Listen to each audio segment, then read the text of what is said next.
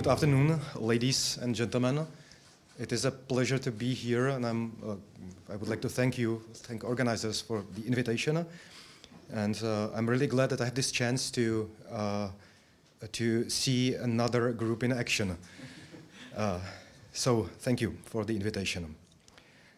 This conference is about federalism, and I will probably be today another advocatus diaboli, since I will try to offer a rather skeptical, or let's say alternative view to the processes in the European Union that bring federalism into the life. And it seems to me that with federalism and with the European Union together, the thing is similar to faith. People either believe or not, and if they do it by heart, and quite often they are not willing to change their mind and convert to some other religion. And the same thing can be said about European Union and federalism. I will therefore try to identify some scientific arguments in favor of greater diversity in the European Union, and thus to some extent against the blind faith that federalism and the unity with no diversity is the only and the best solution. And let's start with something positive.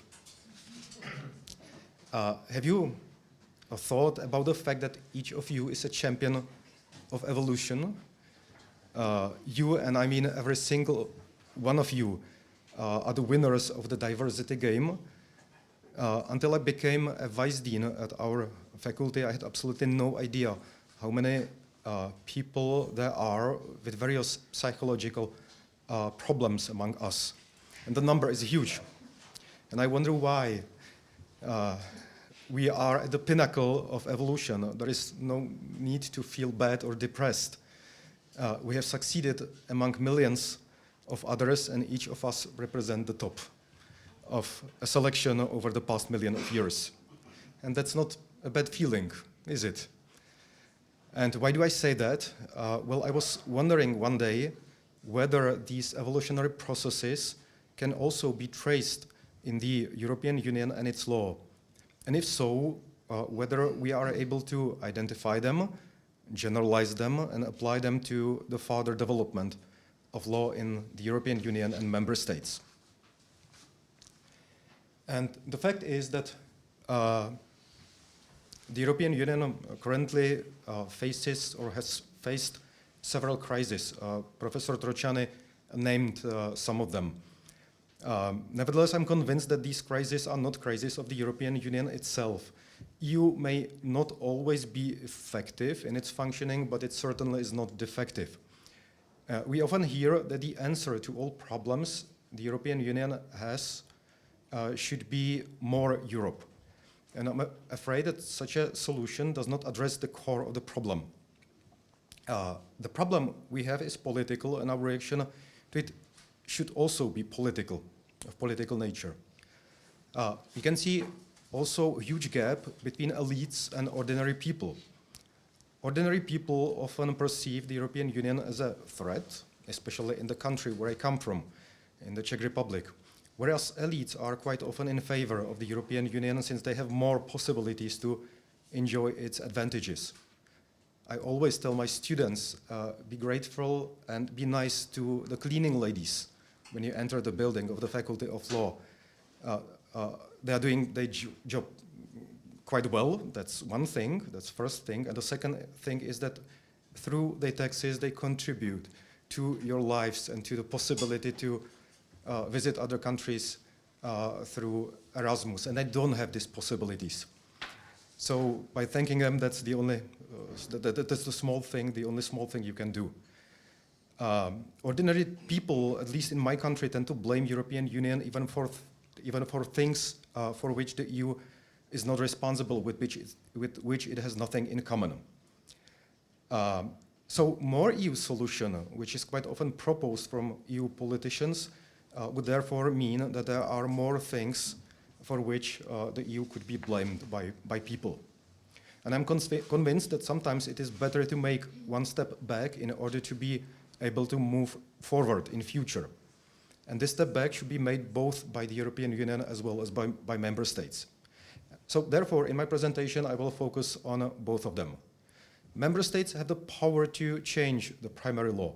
They decide which competencies will be entrusted to European Union, and they can also take them back. The cooperation on EU level, hypothetically, the cooperation on EU level is not the only possible, and I believe that traditional intergovernmental cooperation still has many advantages. And since the problem which the EU faces is political, the return to cooperation which does not involve European Union may be one of the possible solutions. EU itself can contribute as well. It should end or at least restrict its extensive approach to its competencies, especially when it comes to regulation of internal market. It will not lose that much by doing so. Less regulation and more space for national laws still has certain advantages, which I would like to explain later in my presentation.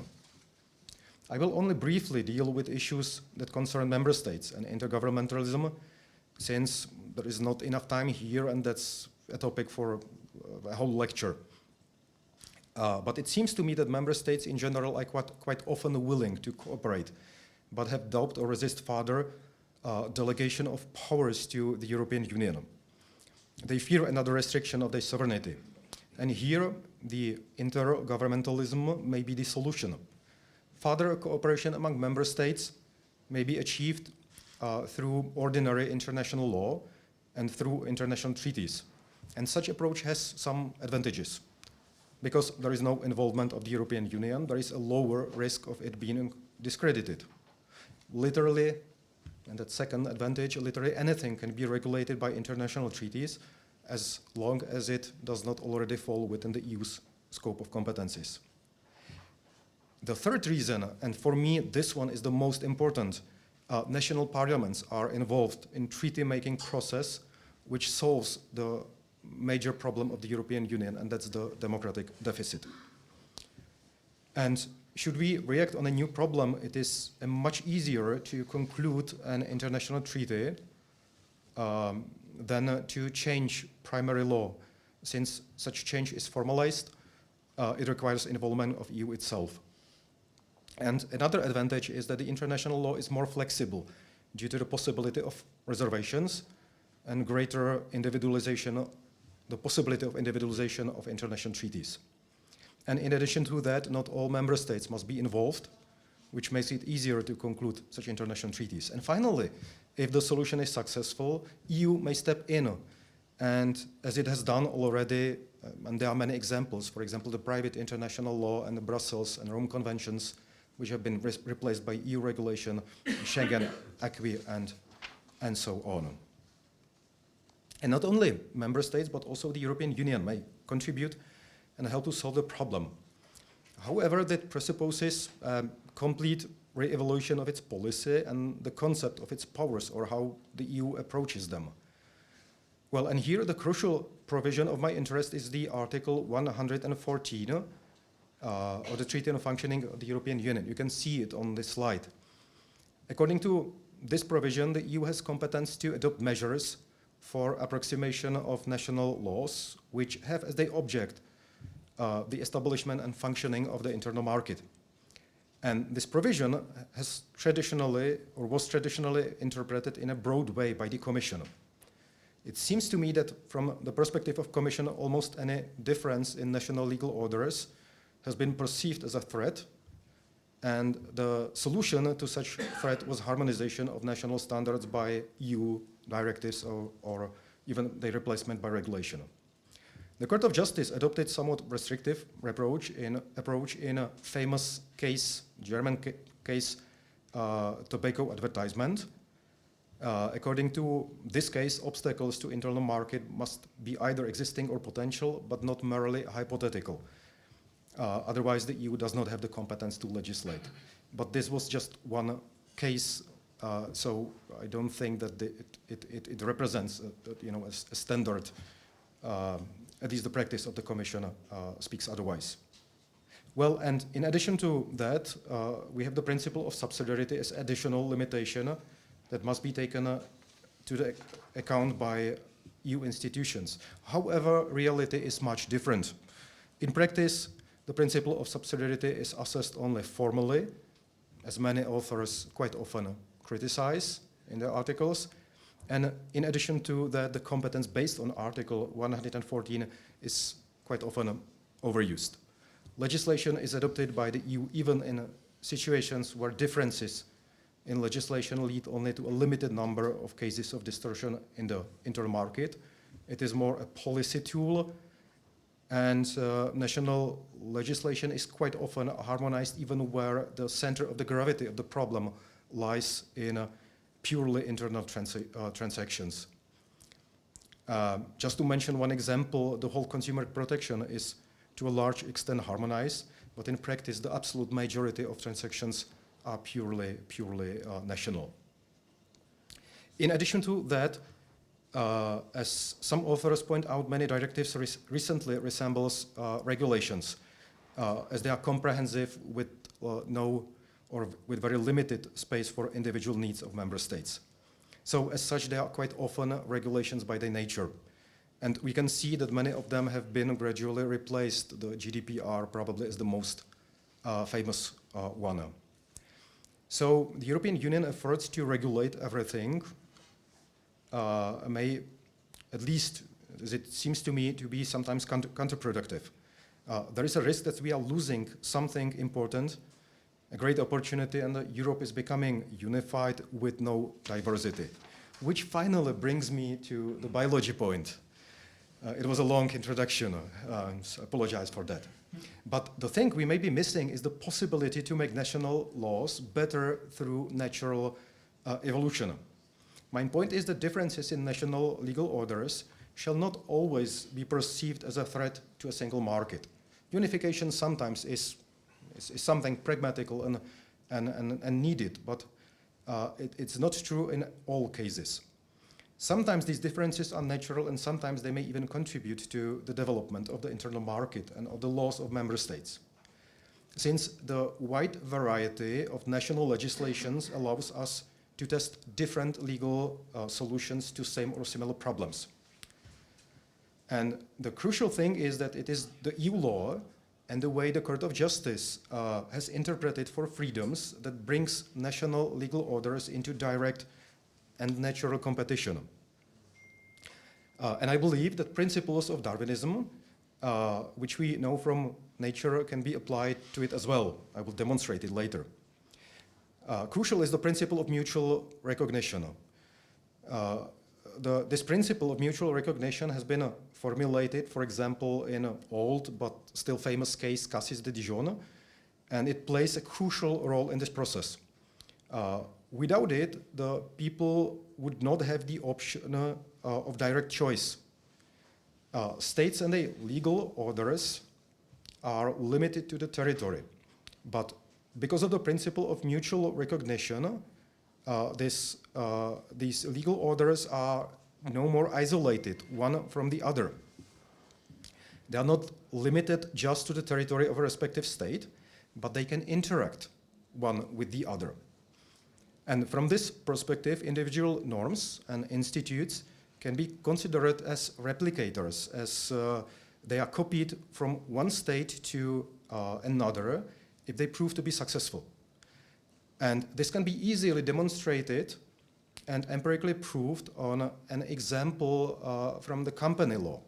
I guess that you all know those cases, Daily Mail, Inspire Art, Iberzering, Centros, and others, which dealt with the company law and the influence the EU regulation had here.